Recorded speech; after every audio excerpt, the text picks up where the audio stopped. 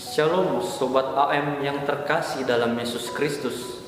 Berjumpa lagi bersama saya Frater Anjas dalam Renungan Angin Mamiris hari ini, Jumat 25 September 2020. Bacaan kita pada hari ini diambil dari Injil Lukas pasal 9 ayat 19 sampai 22. Mari sebelum kita memulai merenungkan bacaan kita pada hari ini, mari kita awali dengan doa. Marilah berdoa dalam nama Bapa dan Putra dan Roh Kudus. Amin. Allah Bapa di surga, kami mengucap syukur kepadamu atas berkat yang masih Engkau berikan kepada kami. Pada hari ini kami akan kembali merenungkan sabdamu. Semoga Engkau memberkati kami, agar sabdamu ini boleh teresap dalam hati dan pikiran kami, sehingga berguna untuk kehidupan kami sehari-hari. Semua ini kami sampaikan kepadamu dengan pengantaran Kristus Tuhan kami. Amin. Dalam nama Bapa dan Putra dan Roh Kudus. Amin. Mari kita sama-sama membaca bacaan. Pada suatu kali, ketika Yesus berdoa seorang diri, datanglah murid-muridnya kepadanya, lalu ia bertanya kepada mereka, "Kata orang banyak, siapakah aku ini?" Jawab mereka, "Yohanes Pembaptis. Ada juga yang mengatakan Elia. Ada pula yang mengatakan bahwa seorang dari nabi-nabi dahulu telah bangkit." Yesus bertanya kepada mereka, "Menurut kamu, siapakah aku ini?" Jawab mereka, "Mesias dari Allah." Lalu Yesus melarang mereka dengan keras supaya mereka jangan memberitahukan hal itu kepada siapapun. Dan Yesus berkata, "Anak manusia harus menanggung banyak penderitaan dan ditolak oleh tua-tua, imam-imam kepala dan ahli-ahli Taurat, lalu dibunuh dan dibangkitkan pada hari ketiga." Demikianlah Injil Tuhan. Terpujilah Kristus. Sobat AM yang terkasih dalam Kristus, menarik bagi saya untuk merenungkan bacaan yang diberikan oleh gereja pada hari ini. Saya membagi bacaan ini dalam 3 segmen besar. Segmen pertama bertitik tolak dari pertanyaan Yesus kepada murid-muridnya. Pertanyaan itu seperti demikian, "Kata orang, siapakah aku ini?" Jikalau kita melihat kembali bacaan-bacaan sebelumnya, kita mengetahui bahwa para murid telah menyertai Yesus dalam Injil Lukas bab 8 ayat 1. Dan bahkan para murid telah diutus mewartakan Injil dan menyembuhkan orang-orang sakit. Bisa kita lihat di Lukas 9 ayat 1-2. Dari pengalaman-pengalaman ini, tentu para murid telah mendengar banyak perkataan orang banyak tentang siapa itu Yesus. Ada orang banyak yang mengatakan Yesus itu Yohanes Pembaptis. Ada pula yang mengatakan Elia, dan ada pula yang mengatakan bahwa Yesus adalah nabi terdahulu yang sekarang bangkit.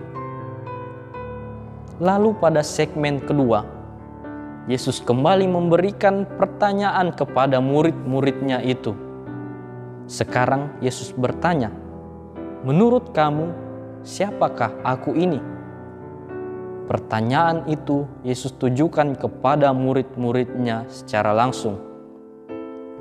Lalu Petrus yang adalah ketua kelas dari para murid menjawab, "Mesias dari Allah." Sobat AM yang terkasih, jawaban Petrus itu merupakan jawaban sebagai ungkapan iman. Kita bisa sampai pada pengalaman iman jika telah melalui pengalaman konkret dan pengalaman dasar. Dalam konteks bacaan ini, kita telah mengetahui bahwa para murid telah merasakan pengalaman konkret bersama Yesus, baik menyertai karyanya maupun berkarya secara langsung bersama dengan Yesus. Para murid berkarya secara langsung dengan mewartakan kabar sukacitanya dan menyembuhkan orang-orang sakit. Dalam masa-masa itu, para murid juga turut serta dalam menyaksikan mujizat-mujizat yang dilakukan oleh Yesus, seperti meredakan angin ribut, mengusir roh jahat, membangkitkan anak Yairus, menyembuhkan seorang yang sakit pendarahan, dan Yesus yang memberi makan 5.000 orang. Kisah-kisah ini bisa kita temukan dalam Injil Lukas, mulai dari pasal 8 sampai bacaan yang kita bacakan pada hari ini. Dari pengalaman konkret bersama dengan Yesus ini, jikalau Sobat AM membaca perikopa-perikopa di atas, para murid dan juga banyak orang sampai pada pengalaman dasar, yakni ketakjuban akan karya Yesus sendiri dan juga rasa syukur kepada Allah. Dari pengalaman konkret yang sampai pada pengalaman dasar itulah para murid sampai pada jawaban yang sangat imanen. Yesus adalah Mesias dari Allah. Yesus adalah juru selamat dari Allah. Pada segmen selanjutnya, Yesus kemudian menegaskan bahwa Dia bukanlah Mesias yang datang dengan kemegahan duduk di atas tahta. Dia adalah Mesias yang menanggung dengan sengsara, wafat dan bangkit sebagai juru selamat. Sobat AM yang terkasih, dalam kehidupan kita sehari-hari, kita tentu pernah mengalami apa yang para murid rasakan. Untuk sampai pada pengalaman iman seperti murid zaman dahulu yang menyadari dan mengimani bahwa Yesus adalah Mesias, kita perlu menyadari penyertaan dan perutusan masing-masing kita sebagai murid-murid dewasa ini.